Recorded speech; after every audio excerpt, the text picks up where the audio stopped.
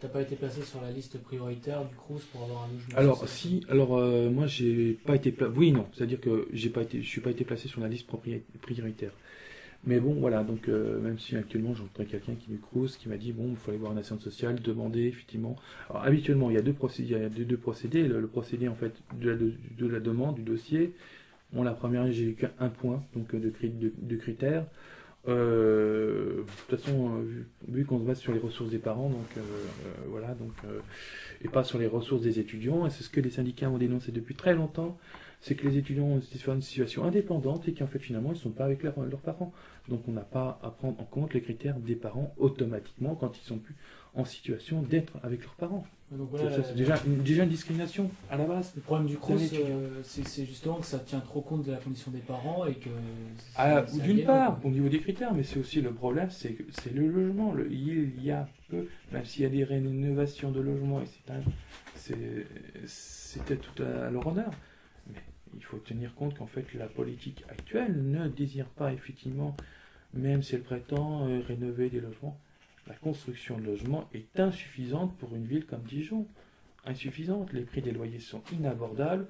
Quand j'ai entendu une étudiante l'année dernière me disant en licence 1, ouais, j'ai payé 600 euros de loyer, mais je me dis, mais attends, c'est la moitié d'un salaire d'un salarié, d'un salarié qui touche le SMIC, quoi.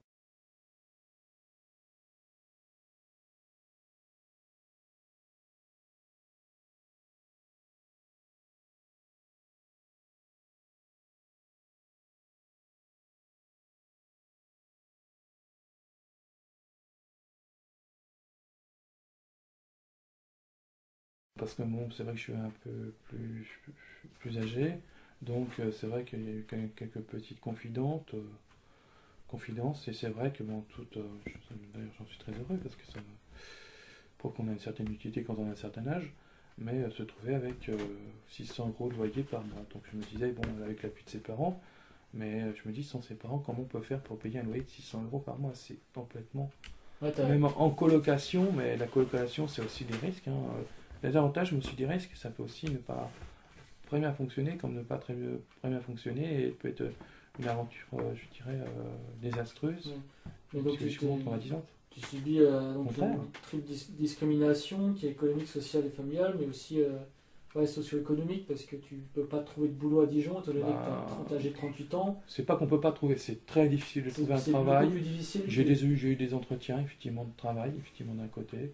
Des gens qui disent, bah non, on peut pas, parce que maintenant, le système, je me suis aperçu très bien qu'il n'y a pas depuis longtemps qu'on a un nouveau système, c'est-à-dire qu'on propose des CV, on bloque les propositions quand on a un nombre de personnes de CV relativement important.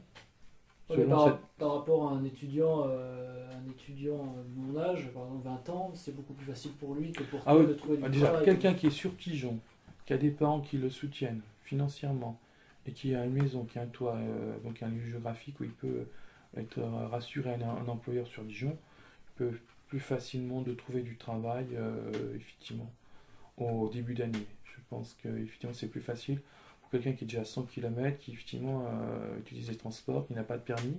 Ça, c'est aussi un critère, effectivement, je dirais une grosse contrainte.